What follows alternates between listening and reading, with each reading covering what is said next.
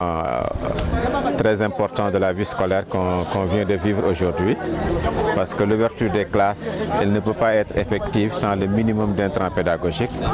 Et à Ourossidi, la commune a remis très tôt les intrants pédagogiques, c'est-à-dire des cahiers, de la craie et des outils pour les élèves, des outils aussi pour les enseignants, mais surtout aussi un ensemble de plus d'une centaine de tables-bancs qui permettra aux enfants quand même et aux enseignants de commencer le travail.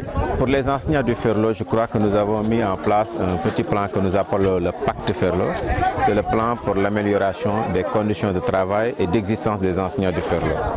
Et il s'agit souvent de les accompagner sur la mobilité, de les accompagner en dotation en eau potable, de les accompagner sur l'encadrement pédagogique.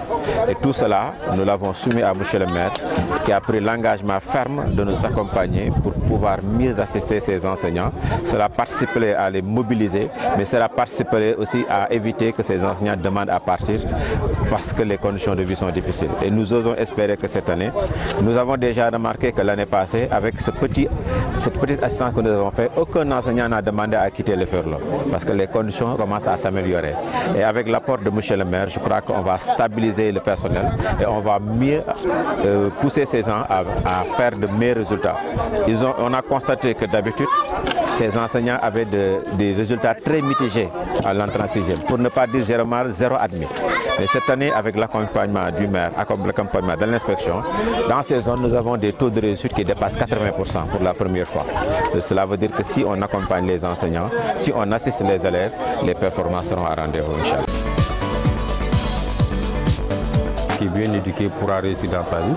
Donc la commune est dans l'obligation de soutenir les écoles en fournissant des fournitures et en faisant une bonne réparation des tables-bancs. Parce que c'est une activité qu'on mène depuis des années.